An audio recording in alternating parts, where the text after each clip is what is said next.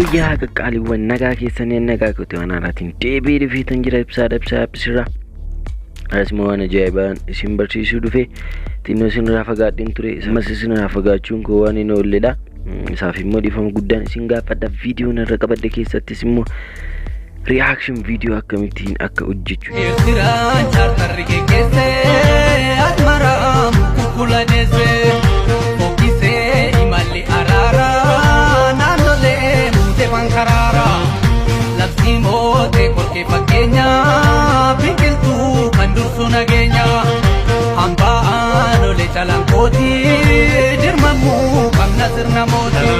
YouTube tokkoof reaction akkaataatti qopheessuu dandeenyu isinitti agarsiisa. Kana malees tambileetii akkamitti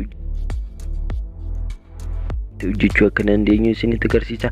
Hanga dhumaatti na duukaa bu'uun dagatina. Sandura Gawaroon YouTube channel keenya faaraa taatan subscribe gochuun gara maatii keenyatti dabalama. Jennaa mallattoo bukkeetti dhuftu tuquudhaan ol kan jedhu kaawwachuun viidiyoon keenya saffisaan akka isin qaqqabu taasifadhaa isiniin jenna. Gara viidiyoo keenya irratti Happy Ken Master jedhamtu kana ni buufannaa jechuudha. Play Store irraa ni arganna waan ta'eef haala salphaatiin erga buufannee kunoo mallattoo pilaatii kanarra ni tuqnaa jechuudha. Erga tuqnee 16 tuqaa 9 ni filannaa jechuudha. Erga se filanne kallattiin gara kanatti nu fidaa jechuudha. Reaction nuti irratti hojjechuu barbaanne ni filanna viidiyoolee keenya. Amma fakkeenyaaf kunoo kana sirba kiikiyaa irratti wanti addaan tokko dhufee jira. Kunoo sirba buzeellee kunoo asiillee fudhadheellee kanneen adda addaa irratti viidiyoo gaggabaabduu irratti reaction qopheessuu ni dandeessu jechuudha. Kunoo bifa ajaa'ibaa ta'e background isaa adii yoo isin ta'uu barbaadan immoo gara adiitti jijjiirrachuu ni dandeessu. Kunoo amma fakkeenyaaf kunoo ishii kana kunoo ishii kanarra qabeetan akkas harkisaa jechuudha. Gara kamitti kunoo gara kanatti jechuudha. Gara kootti akkas qabee erga nakkisee akkas guutee akkas qabeen kunoo akkas fidaa jechuudha. Ammas illee achiichiin deema jechuudha. Kunoo gara kanatti achiichii amma viidiyoo xumuraatti jechuudha. Hanga reaction gochuu barbaadetti kunoo bifa kanaan hedda gootanii ammas koppii godhattu. Kunoo mallattoo tuqsadee asiin gadiiwwan kanarra tuquudhaan kunoo asirra clipsing kan jettu kanarra tuquudhaan gara kanatti akkas asisee ooftu kunoo ooftanii amma viidiyoon keessan isiniif ta'u irratti akkanattiin ilaaltu. Achiin viidiyoo keessan irra tuqxaniit kunoo gara viidiyoo keessan achiichi deemtu. Ammas illee kunoo kan isa kanaallee asitti murtaniitu isa kanaas illee kunoo mallattoo maqasii tuquudhaan kunoo ishii kanarra tuquudhaan kuttaniitu ammas illee ni sirreeffattu jechuudha. Kunoo akka kanatti achiichi qabdaniit isa kanas amma isiniif ta'utti amma sirba keessan isiniif ta'utti kunoo akkanattiin ammas illee achiichi deemuudhaan sirbichi amma dhumutti dhuftaniitu kunoo amma dhuftaniitu kunoo kanumarra isumarra tuttanii asirraa kunoo mallattoo maqasii kanarra ni tuttu. Edda tuttanii kunoo si jala kanarra ni filattu. Isheerra filattanii kuttu. Ammas illee san lammaffaarra sa'adii tuqtanii kuttu. Ammas illee erga kuttanii kunoo ammas inni ta'uutiin ni sirreeffattu jechuudha. Kunoo ammas inniif ta'uutiin kunoo ammas inniif ta'uutiin ni sirreeffattu jechuudha. Kunoo amma kana kan gaadha. Kunoo akka kanatti erga kanaan xumurtanii loogoo keessan irra kaa'uu ni dandeessu. Amma fakkeenyaaf ibsaa aappis jedheetan isinitti agarsiisa. Kunoo ibsaa aappis jedheetan kunoo ibsaa aappis immoo kunoo as dhufeetan kunoo as kaawwadhaa. Akka chaanalii kiyyees naa beeksifamutti kunoo diimaadhaan yoo barbaadan kalarii barbaadan as keessatti argama. Kanaafuu kalarii barbaadan godhachuu ni dandeessu jechuudha. Kanas achiichi ni siksituu kunoo amma dandeessanii jechuudha. Kunoo amma barbaadanittis amma dandeessanis iskuu ni dandeessu jechuudha. Kana immoo xinneessitanii akkasitti kan ta'e kooppi kan jettu kanarraa gara kanarraa kooppi ni godhattanii asitti immoo maqaa chaanala keessanii keessa isa lammataarra ni godhattu jechuudha. Aappis waan ta'eef kunoo aappis jedhee jechuudha. Kunoo akka kanatti naa miidhaginaa ta'a jechuudha. Amma gaa kunoo reakshinii keenya irratti hojjechuudhaaf kunoo asii laayir kan jettu kanarra ni dhufna. Kunoo ishii kanarra dhufnee erga ishii xunneerra kunoo asirraa miidiyaa kan jettu kanarra ni dhufna. Miidiyaa kan jettu kanarra edda xunne waan irratti reakshin viidiyoo nuti waraabne reakshinii kan gochaa turre sana irratti ni fidannaa jechuudha. Amma fakkeenyaaf viidiyoo tokko fudhadheetan fakkeenya sinii fudha. Kunoo viidiyoo kana fakkeenya sinii fudha. Kunoo erga sana video kanarra cropping kan jettu kanarra tuquudhaan kunoo ishii kana asese ongotu achiin shapes kan jettu filatanii gingeessitu achiin kan ishii kana qabdanii eega gingeeffatanii asitanii kunoo fuula keessanii mul'atu ni barbaadu waan ta'eef kunoo gara fuula keessaniitti akkas siqsuudhaan kunoo akka kanaatti as kaa'uu ni dandeessu. Kunoo akka kanatti bifa ajaa'iba ta'e kanaati kunoo akkanatti kaa'uu ni dandeessu. Reaction video hojjechuu jalqabdanii jechuudha. Kunoo sagaleen isin jeeqa waan ta'eef kunoo gara kanarraa isin dubbachaa reaction isin gootan immoo as jalatti akka kanatti reaction YouTube'dhaaf video hojjechuu ni dandeessu. Bifa biraatiinis ni jira. Bifti inni lammaffaa immoo dhuftanii mallattoo kanarra ni tuqxu. Edda tuqxanii asirraa kunoo 16 tuqaa 9 kan jettu kanarra ni filattu jechuudha. Erga filattanii viidiyoo si waraabdanirra ni tuqxu jechuudha. Viidiyoo si waraabdanirra iddootti kutuu ni dandeessu, iddootti dhiiftan immoo dhiisuu ni dandeessu jechuudha. Kunoo as keessaa immoo kunoo laayir kan jettuudha miidiyaa kan jettuutti dhuftu. Erga sanii booda immoo wanta isin barbaadanirra kaawwachuu, sirboota isin gadi buufattanirra irra kaawwachuu ni dandeessu jechuudha. Amma fakkeenyaaf kunoo kana reaction gochuu barbaadan kunoo as bukkee kanas kaa'uu ni dandeessu.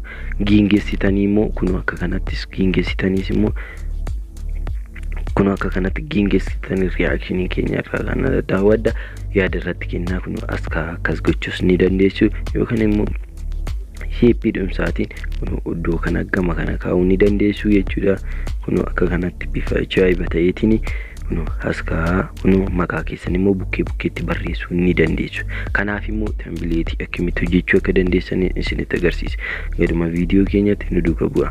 Isa keessaa kunoo appii Pixlab kan jedhamtu kana isin barbaachisa. Appii Pixlab kan jedhamtu kana erga argattanii kunoo hojjetee kaa'etan jira. Kunoo fuula kana qabatee isiniif dhufa. Play Store irraa hin dhabdanii kanaan duras buufadhaa isiniin jedhe link isaa isiniin kaa'ee jira. Viidiyoo chalaaluudhaan buufachuu ni dandeessu. Achirraa kunoo tuqsadee garawwan kanatti argitan kana ni tuqxu. Achirraa kunoo gara kana image size kan jettu kanarra ni tuqxu. Achirraa kunoo customize kan jettu mallattoo xiyyaa kana tuquudhaan YouTube thumbnail kan jettu kanarra ni tuqxu si'a tokkoof jechuudha. Erga tuqxanii kunoo gara kanatti akkattiin ni naannefattu. Erga naannefattanii kunoo gara kanatti ni dhuftu jechuudha. Gara kanatti edda dhuftanii kunoo asirra kalarii kana ni argattu. Akkamitti kalarii kana argattu? Kanarra tuqxanii erga kanarra tuqxanii isa gubbaa kanarra ni tuqxu. Erga isarra tuqxanii kunoo kana gurraachessitu. Ni gurraachessitu kunoo kana immoo ni diimessitu jechuudha. Kanumarra ni tuqxu ni diimessitu. Kanarra dhuftanii diimessitu jechuudha. Achirra tuqxanii diimaa ni barbaaddu bifa diimaa yeroo sana kunoo kalarii isin barbaadan okay kan jettu kana jala kana tuquudhaan irra kaawwachuu ni dandeessu. Amma irra kaa'etan jira. Asii mallattoo ida'uu kanarra ni tuqxu jechuudha. Mallattoo ida'uu kanarra innaan tuqxan from color kan jettu kanarra ni tuqxu.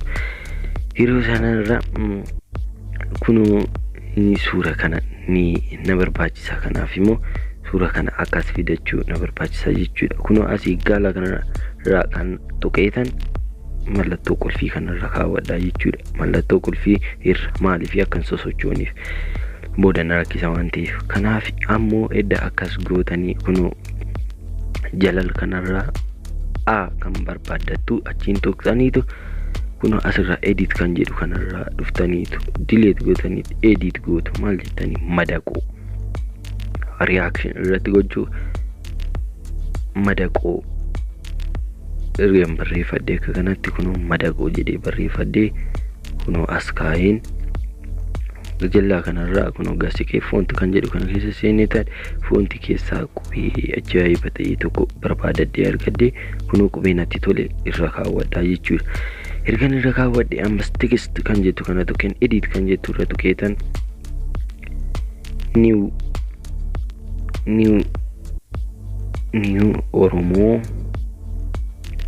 Oromoo